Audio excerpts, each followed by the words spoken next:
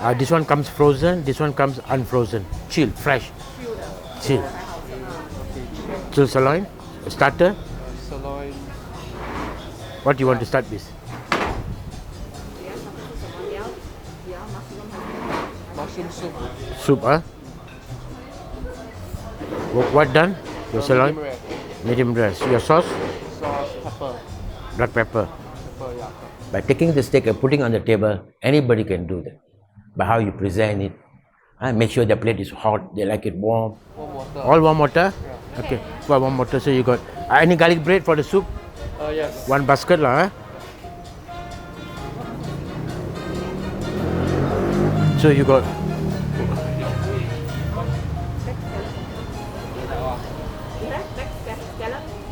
scallop finish, ma'am. I check and see lah. What is scallop araga? When the guests want something, we can't just say no. We have to think of something alternative.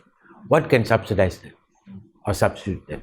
Saying no is very simple. Never underestimate the power of your guests. And this is a time where you bring out your skill. My brass monkey is not copy and paste. It's original from the scratch.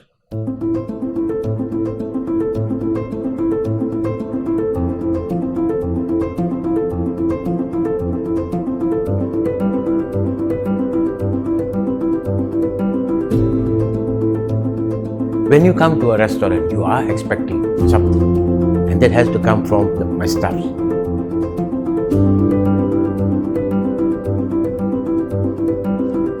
It's still the old traditional style, brass monkey. There must be some interaction between you and the guests. Everybody, they still ask, why you call brass monkey?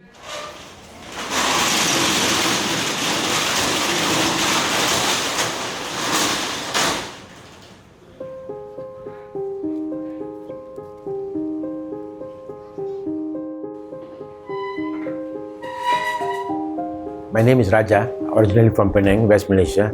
Came to Sabah in 1996. Became as a consultant for a hotel school, which is called Asian Tourism. After the third year, we saw a big potential of having a proper Western restaurant here in Sabah.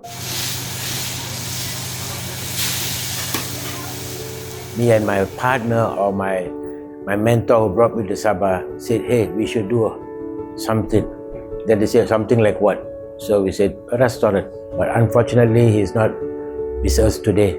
At that time, Sabah was so famous for its prosperous monkeys. Then we said, why don't we do something with a monkey? When we started to budget it out, we didn't have enough cash to open up the brass monkey. So I intend to go back to America again and went back to America for a year and 4 months. While I was away, he and my wife was putting up the brass monkey for me. So practically he's the one who chose Luyang area and he is the one who named brass monkey. So when I came back, brass monkey was ready, and as the major shareholder, I took over fully in charge of brass monkey.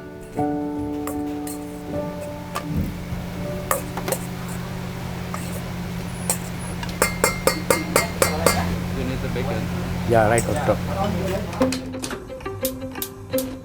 Don't put a full stop. If you have put a full stop to anything, erase it. A brass monkey has got 21 years, it's the same menu. You know, there's no changes. Yes, there are no changes. 21 years is the same menu. But we can just add on. The staffs will put to a stop. When you add on, it's extra for them. Oh, I got extra work to do. You know, there's so much of time, you know, and I'm still paid the same amount, you know. So you have to know how to erase the stop. You know, I really did enjoy serving people, you know, seeing people differently, different people, different attitudes. So one day I told myself, yes, I have to go out there and see. The only way out for me was, I choose this industry was the most simplest. I didn't want to go and study to be a doctor or a lawyer or an engineer. I say, because at that time you can see in the newspapers, there are always vacancy for the hospitality. Australia, New Zealand, America. So one day there was an interview. So I just went. You know, they say, oh, you'll be interviewed to be a bartender in Miami. And I say, okay, sir, I'm ready for the interview. Then I got through the interview. The next month, I was in Miami. So then I saw more to the service, hospitality, you know, what is it all about, you know. You have to have a lot of knowledge. Skills we learn, we develop if you want. But knowledge is something you have to go out there and look for it. If you ask me about 3,000 wines, you know, oh, wow, what is that? But now everything is in my fingertips. Then I realized that since I don't have my degree, I have to continue. I have to come back to study. So 1993, I came back and finished it up once and for all. And that did help me a lot. And that paper brought me to Sabah also to be the consultant of the hotel school. So that's why I said to you earlier again, don't put a full stop there. And you can go, you can stretch, because we do not know what's going to happen next.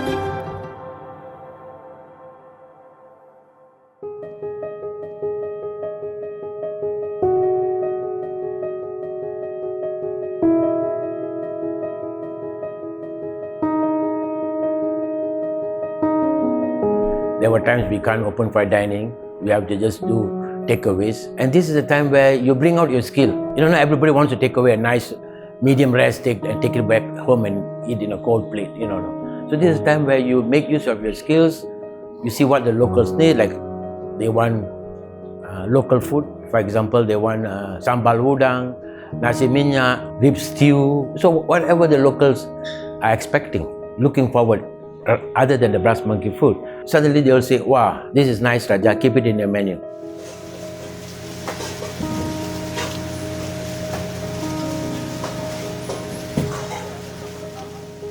When brass monkey exists, they said, oh, we must target for the tourism. So I said, no. Our target is our locals. So always appreciate what you have first. You know, you have the locals, they are the best for you. When I first won the award in 2011, when they came for a write-up, I told them, you have to accept criticism. People will criticize you, especially those who are not in the business. Oh, why is this like that? Why is this like that? Why you put pasta for your steaks? You know, so you have to accept it positively. And then you worked on it. And then on my second time, they asked me, how do you sustain service? The service has to come deep down from your heart. You have to serve sincerely. You have to be very, very honest. And never underestimate anybody. Never underestimate the power of your guests. That's as much as what has kept Brass Monkey going, I think, for 21 years. Because the guest is not disappointed. They know my menu by now. Everybody knows my menu. With 21 years, who does not know? Raja, we don't want your menu. Just tell us what you have new. There must be some interaction between you and the guest. That's why we still take the captain order, we still write the orders, and we listen to the guest. I want less sauce, I want no sauce, I want my size separated. You can't do all this in the computer. It's very difficult to be done. So it's still the old traditional style, Brass Monkey. The most challenging thing is, I would say, is staff. I have graduated more than 3,000. I can't get even one staff in. One student to come and work for me. And those who are graduates, you have to pay them very high. The whole challenging is not other restaurants or other community, no. So now I have some students, they're doing the entrepreneurship here. So I'm training them. So I give them an option. If you want to go to the hotel, it will take you 1 year to go around the circle. But in my restaurant, it just takes you 2 weeks. You will learn all the methods of cooking. Stewing, grilling, frying, braising, whatever it is. All the methods of cooking is done in Brass Monkey. The students will cook, they will prepare, they invite the parents to come, they will eat. I mean, the parents, they will see it. They will serve, they'll make the drink, they'll be in the kitchen cooking. These kind of things, I don't see so practical in Sabah like those days though. When they put their hands on, so wow sir, okay, please bring us back again. You know, I mean, that is real. But nowadays, we don't see much of those already. There's a gift for everybody. You might have a paper, but you can't manage. Now my staff, my present staff, they can read and write, but they know what's a tenderloin, they can differentiate what is a sirloin, they know what is a rib eye, they know what's a lobster, they know what's a tiger prawn. I just read my orders once and it's all registered in their mind. And the food comes out perfectly. I hope somebody can hear me sometimes, and maybe the government or the tourism industry, have a proper hospitality school. Just concentrate service and culinary. As I said to you earlier, sir, there's no full stop to Brass Monkey. It will go on and on and on. So I would like to thank my staff very much on that matter. That nobody left me just like that. We all took turns, we did this, we did that, Hopefully things will stay the way it is. All I'm hoping is that I can have my own building. I never had a chef, I never had a supervisor, I never had a captain. It was me and my staff all the time. We always worked together. I'm finding a successor to pass it on. And hopefully it will be my children.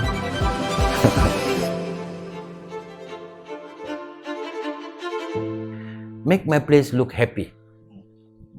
Have happy monkeys around, sketch out.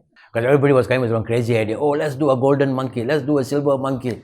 You know, and I say, okay, pop, patent brass monkey. Nobody can take my brass monkey name. Everybody, they still ask, why you call brass monkey? When my wife was the tourism, she said, I'm going to bring monkeys. I'm going to see the monkeys with my guests. So brass monkey was there. And my mentor told me, monkey is brass monkey. The definition of brass monkey is, in Europe, when they say, as cold as brass monkey, that is freezing cold. How cold is it? They say it's cold as brass monkey. And that is the definition of brass monkey. So we made some happy pictures of the monkeys, you know. So that's what he came. And the painter, after painting, many people called him. The other restaurant called, can you please come and paint for me? He said, no, I will only paint for brass monkey for Mr. Raja.